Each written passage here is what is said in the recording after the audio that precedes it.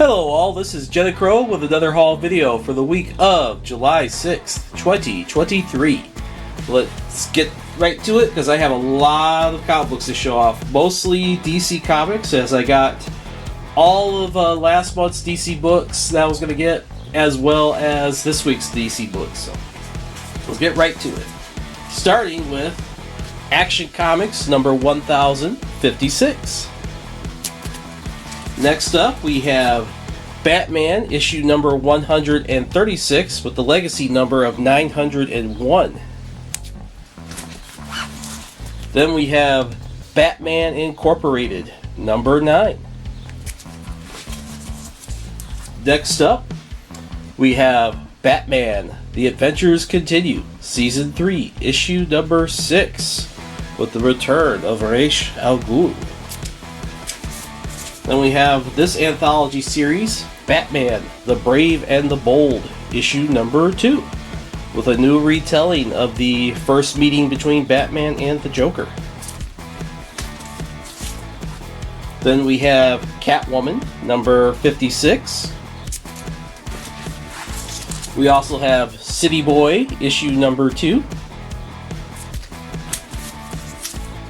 We have Cyborg, issue number 2. We have Dark Knights of Steel, issue number 11. Only one more to go. We have Solomon Grundy on this cover of Detective Comics number 1072. We also have Detective Comics issue number 1073.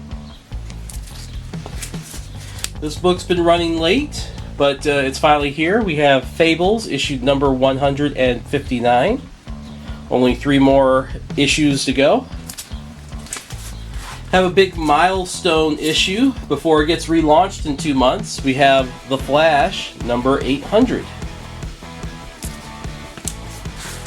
And then we have a book that was just recently relaunched with Green Lantern, issue number 2. Moving on to this month's event, Night Terrors, which is the entire DC universe dealing with a Freddy Krueger style villain called Insomnia.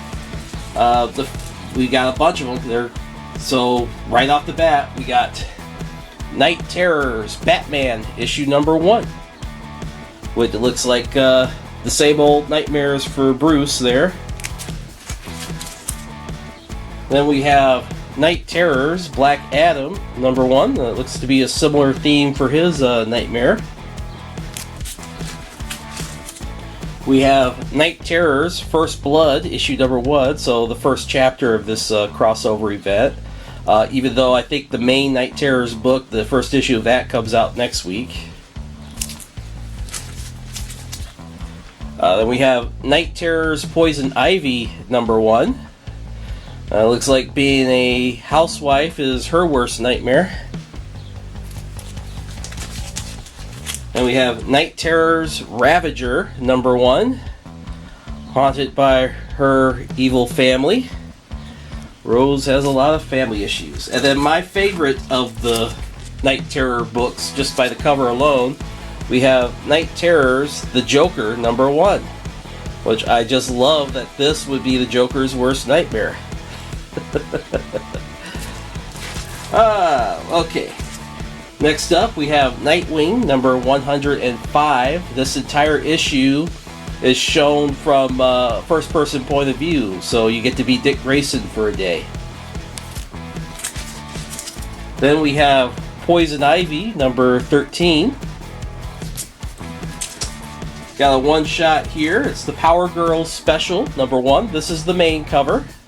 And I actually got multiple covers of this particular book because I'm a big fan of Power Girl.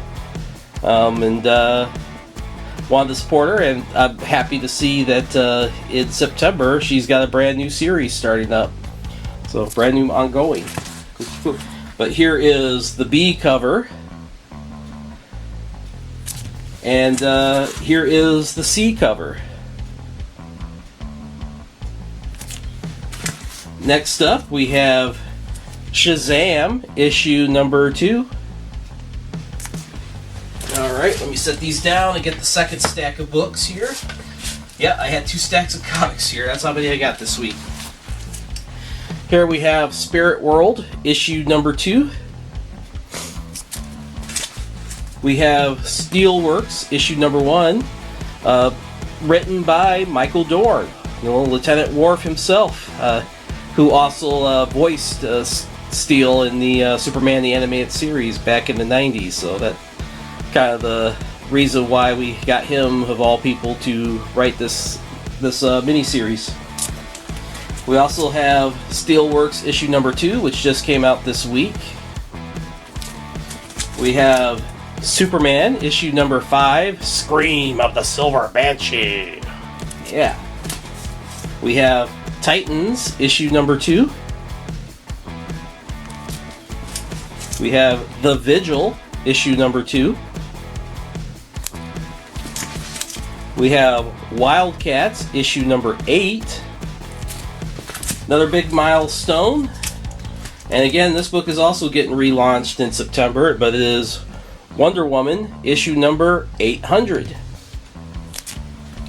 Moving on to Marvel Comics, we have Captain Marvel Dark Tempest number 1.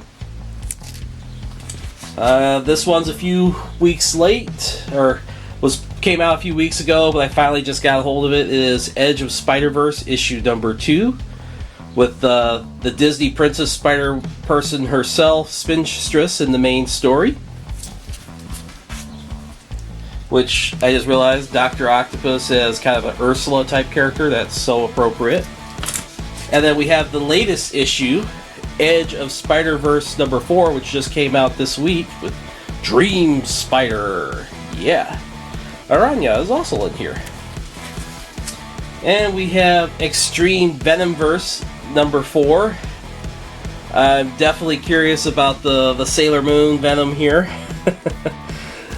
And we got Spider-Man issue number 10. Legacy number 166 is the conclusion to Maxed Out. We've got X-23 Deadly Regenesis number 3. I was missing this one. We went back and got it, because I got 4 a few weeks ago. And then here is the latest issue, which concludes the miniseries, X-23 Deadly Regenesis issue number 5, with the Kingpin. This is No One issue number 4 from Image Comics and part of the Massive Verse. And then my only other Image comic this week is The Walking Dead Deluxe number 66, concluding the Fear the Hunters arc. Moving on to Dark Horse Comics, I have a new series from Scott Snyder with about the old school aviators. We have Barnstormers issue number 1 with a Amelia Earhart type character. From Dynamite, we have Gargoyles number 7 with Demona front and center. Well, maybe not front, but definitely center. From IDW, we have a new crossover comic, Teenage Mutant Ninja Turtles vs. Street Fighter, issue number 1. From Titan Comics, via their hardcase label, we have Heatseeker, a Gun Honey series. A little bit of crime noir. Then from Whatnot Publishing, we have the North Valley Grimoire, number 2. And finally, for the comic books, from Zenescope, we have Cinderella vs. the Queen of Hearts, issue number 3, wrapping up this particular miniseries with 36 pages of content. Oh! Alright, that is it for the comic books, but I do have some Blu-rays. Got my monthly order from Vinegar Syndrome last week, so I'll get to show them off. Once again, I didn't get anything from Vinegar Syndrome proper, but I did get some titles from their partner labels.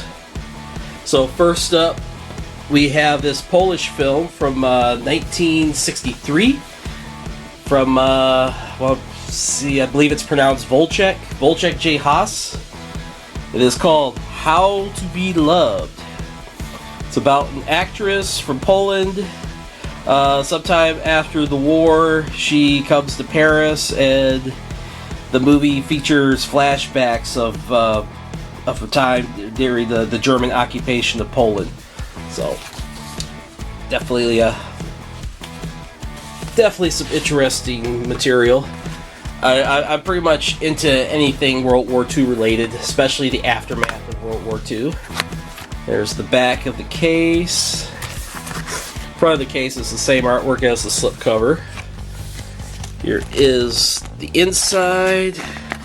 Comes with a reversible cover. Let me take a look at that, which I think is just the same as the main cover, just a different color. Alright. Disc itself. And this wonderful booklet that most, if not all, Vinegar Syndrome and related titles come with. And so it features interviews and behind the scenes information, essays, all that good stuff. Yeah, so yep. So that is How to Be Loved by Volchek J. Haas. Excuse me as I get the cover back into the case properly. Put the slip cover back on there. Alright, moving on to the next title. This one is from my favorite of the partner labels, Deaf Crocodile. It is a Czech film, Prague Nights. This is a horror anthology from, I'm not sure what exactly the country was called back when this was made in 1969. I think it's just Czechia now. Though for growing up, it was Czechoslovakia. Then I think for a while there was the Czech Republic. It's gone through a few name changes over the years, but it's Czech at any rate. And it is a horror anthology, which I love a good horror anthology. There's some real gems out there, especially in the international market. I know I watched a British one a couple years ago called From Beyond the Grave, which is really good.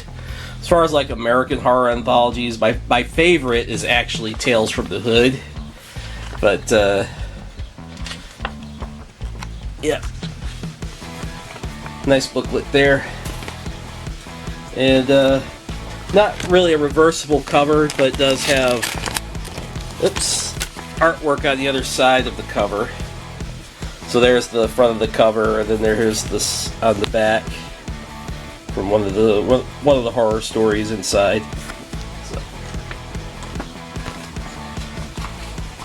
Prague Nights. Deaf Crocodile just does great restoration work, and they're bringing out a lot of cool stuff that no one else is touching. Because I mean, like when it comes to foreign films, it's like I mean, stuff from France, Japan, China.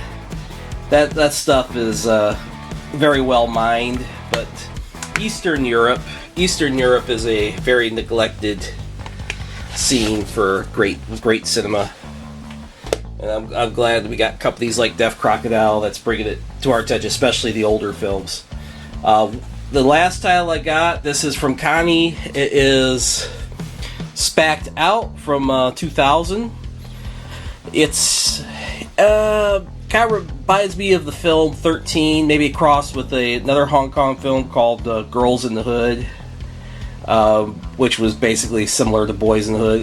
It's a dark coming of age story. This was in particular about a 13-year-old girl who thinks she might be pregnant and into this whole racket with selling bootleg VCDs, which I would not be surprised if most people don't even remember what VCDs are.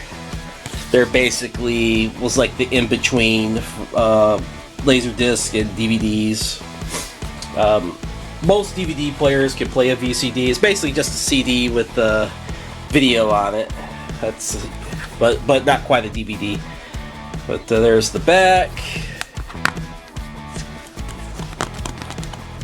Oops. fix my OCD here.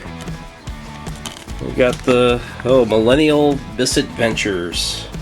Okay, there's the back. So there's the booklet. So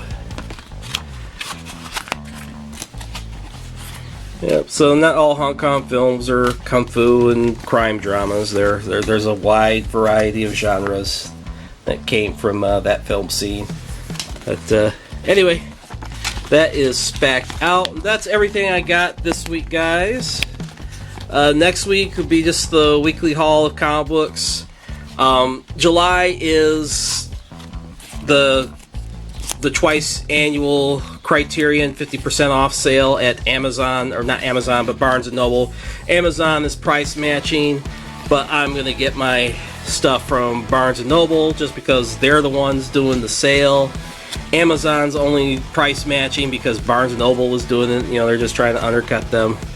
And the way I see it, Barnes & Noble is the one doing the sale first. And if the sales don't continue to be successful for them, they'll stop. And if they stop, then Amazon will stop too. So I'm gonna go get my titles from Barnes & Noble. I'm thinking of dipping my toe into the Wes Anderson catalog.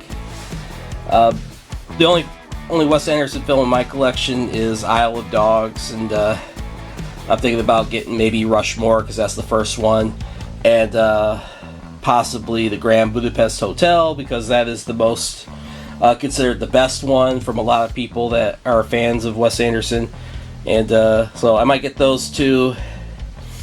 And usually my wife, when we go for these Criterions, she picks out a couple titles because I always like seeing what she picks out because it's not necessarily something I would have thought to get myself, but she's got great taste in films too, so I always like what she picks out. So we'll be doing that. Probably not next week, but we're gonna do that before the month of July is over with. But anyway, guys, thank you for watching this video to the end, and if you want to see more, there's a video right there. There's a video right there. You can subscribe right there. I got a little tongue-tied. And but you guys have a great week. Have a great weekend. Later, and bye! Love me some Power Girl. Love me some Power Girl. Love me some Power Girl. I really like Power Girl.